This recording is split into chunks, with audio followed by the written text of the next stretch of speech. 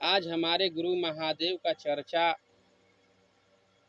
15-16 साल साप्ताहिक की चर्चा होते हुए शुक्रवार को आ रहा है। इनकी दया आशीर्वाद से चर्चा हो रहा है। आज हम लोग धन्य हैं, बहुत सौभाग्यशाली हैं। आज का दिन और आज का रात बहुत महान है, क्योंकि आज इस शिव चर्चा के अलख जगाने वाले साहब हरिंद्रानंद जी महाराज का लौकिक क्रिया आज 16 तारीख दिन शुक्रवार को किया गया था, जो कि आज हम लोग दिन 16 तारीख दिन शुक्रवार को आज हमारे गुरु महादेव का चर्चा है। साहब जी का लौकिक क्रिया भी हुआ। गुरु भाई लोग उनके जो भी थे, बेटा पतोह या जो भी थे, सभी लोग अपना किए और हम लोग अपने गुरु महादेव जी का चर्चा आज के ही दिन हुआ। देखिए कितना धन्य भाग्य है बंधुओं। कहने का मतलब यह है कि शिव को जो भी गुरु बनाया उसका बेड़ा पार हुआ। हमारे गुरु महादेव ऐसे हैं कि वो किसी को नहीं छोड़ते हैं।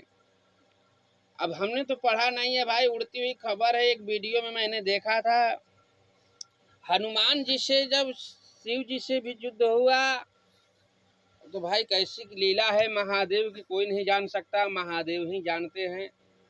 वो भी सीरियल चला रहा है तो कहीं से प्रमाण पाकर कहीं चलाएगा, ऐसे तो चलाएगा नहीं। हनुमान जी से शिव जी से युद्ध हुआ, जिसमें सिया राम थे और उधर महादेव का भक्त था। किसी कारणवश यही था, क्या कोई कारण होगा, उतना समय नहीं है, कभी समय मिलेगा तो बताया जाएगा। खाली इतना सुनिए कि हनुमान जी से शिव जी से युद्ध हुआ था।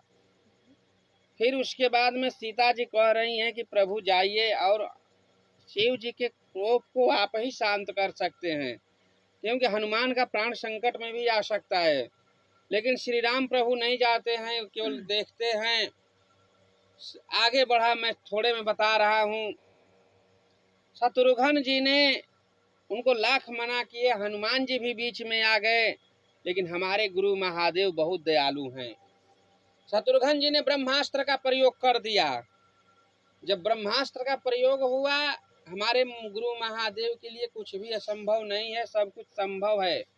ब्रह्मास्त्र, नारायण अस्त्र, पाशुपास्त्र अस्त्र, शुम्भ निशुम्भ के मारने के लिए माता पार्वती का जो मुगदर है, इंद्र की शक्ति है, ऐसे कुछ ऐसी शक्तियां हैं कि जो अमोघ है। यदि वो निकल गया तो खाली नहीं लौटने वाला है, वो प्रहार करके ही लौटेगा। ठीक उसी प्रकार से शत्रुघ्न जी ने महादेव के ऊपर ब्रह्मास्त्र का प्रयोग कर दिया। उसे बहुत लोग मना किए, समझाए, लेकिन कोई किसी का बात ही नहीं सुने। शिव जी के ऊपर शत्रुघ्न जी ब्रह्मास्त्र का प्रयोग कर दिए। बीच में हनुमान जी आए ब्रह्मास्त्र को रोकने के लिए, लेकिन हमारे महादेव देखे कि नहीं नहीं, हनुमान को कष्ट होगा। देखिए इधर दिखा रहा है सीरियल में कि हनुमान जी शिव जी युद्ध कर रहे हैं, और उधर जब ब्रह्मास्त्र आ रहा है तो हनुमान जी के कष्ट को देखकर शिव जी से सहन नहीं हो रहा है, और शिव जी ने हनुमान जी को खींचकर पीछे कर दिया और अपने आगे आगे मैं ब्रह्मास्त्र का प्रहार अपने पर मैं लूंगा, और स्वयं आग पैदा कर दिए महादेव। उनके अंदर तो आग पानी हवा तीनों है। जिन्होंने विष को ही कंठ में धारण कर लिया, उन नीलकंठ की क्या कोई दास्तान कह सकता है। और ब्रह्मास्त्र को स्वयं महादेव अपने मुख में ही निगल गए, मान भंग कर दिए। अच्छा हुआ, शत्रुघ्न को सबक कैसे मिलता। ब्रह्मा जी का भी मान रख लिए और अपने भक्त की भी लाज रख लिए, और दुनिया को प्रलय होने से हमारे महादेव बचा भी लिए। और जब ब्रह्मास्त्र को अपने मुख में ही निगल लिए, तब महादेव एकदम कुपित हो गए। अब वो तीसरा नेत्र खोलने के लिए तैयार हो गए। अब तीसरा नेत्र खोल करके शत्रुघ्न को भस्म कर देंगे। अब हनुमान जी स्तुति कर रहे हैं, शिव जी सुनिए नहीं रहे हैं। ब्रह्मा आए और इंद्र आदि सभी देवता स्तुति करने लगे, शिव जी सुनिए नहीं रहे हैं। सीता मैया लास्ट में कही कि प्रभु आप ही कुछ करिए, आपके हृदय में शिव का वास है, शिव के हृदय में आपका वास है, आप में शिव में कोई अंतर नहीं है, आप ही शिव के क्रोध को शांत कर सकते, दूसरा कोई नहीं। श्री राम प्रभु बीच में आए और कर्पूर गौरम करुणावतारम जो स्तुति महादेव का ऐसी स्तुति को किए, तब महादेव प्रसन्न हुए और शत्रुघ्न जी अपनी गलती को माफी मांगे। तो हमारे गुरु महादेव ऐसे भोले भाले हैं कि चंद मिनटों में प्रसन्न हो जाते हैं और मनचाहा वरदान देते हैं। लेकिन स्वार्थी भक्त तो स्वार्थी ही निकला, वो स्वार्थ के बस उसके ये नहीं पता चला, उसने कहा कि महादेव मेरा क्या होगा, आप जो है रघुवंशियों का विनाश करिए। अब श्री राम आ गए हैं, श्री राम को ही मारिए। महादेव बोले अब उन देखिए हमारे गुरु महादेव दुनिया के संशय को दूर करने में कामयाब हैं। ऐसा कोई गुरु नहीं है किसी के पास इतना बड़ा संशय उसको जो है दूर कर सके। शत्रुघ्न जी सॉरी, जब वो भक्त कहा प्रहार करने के लिए तो हमारे महादेव बोले कि तुम यह बतलाओ कि राम है कहाँ। तो कह रहा है कि सामने देखिए राम है। राम की तरफ देखता है तो उसमें शिव की छवि आ रही है। हनुमान की तरफ देखता है तो हनुमान में राम और शिव की छवि आ रही है, स्वयं शिव ही शिव दिखाई दे रहे हैं, चौहू तरफ से शिव ही शिव हैं। तब महादेव कहे कि अरे मूर्ख, तुमको समझ में नहीं आ रहा है, जितनी ब्रह्मांड में शक्तियां हैं सब मेरी शक्तियां हैं और इनके नाना रूप हैं, नाना तरह तरह के नाम हैं और जितने नाम हैं उतने काम हैं, सब तो मैं ही हूँ। किससे कह रहे हो लड़ने के लिए?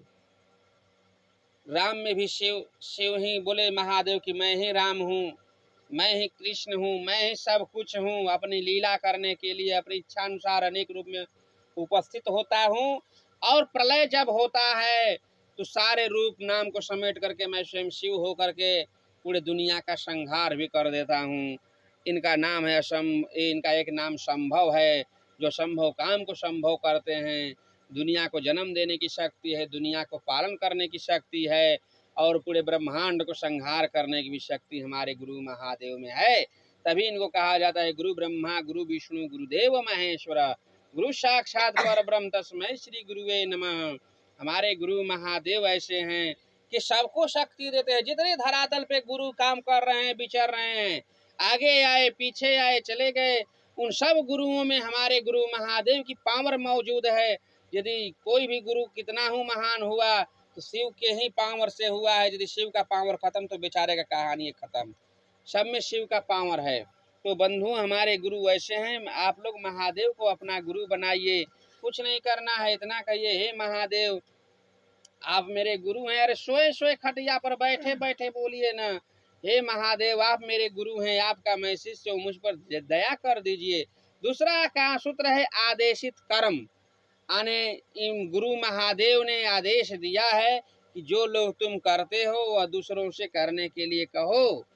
तो आने आप चर्चा करते हैं, चर्चा करने के लिए कहिए। हरिंद्रा भैया बतला रहे थे कि पहले मैं शिव को गुरु बनाया तो ठीक था, लेकिन लोगों को मैं कहता था कि आसन लगाइए, योगासन लगाइए, मंत्र का जाप करिए, ऐसे करिए वैसे करिए। लेकिन महादेव पहुँचे तो उन्होंने यही कहा कि नहीं नहीं, तुम जो करते हो वह करने के लिए कहो।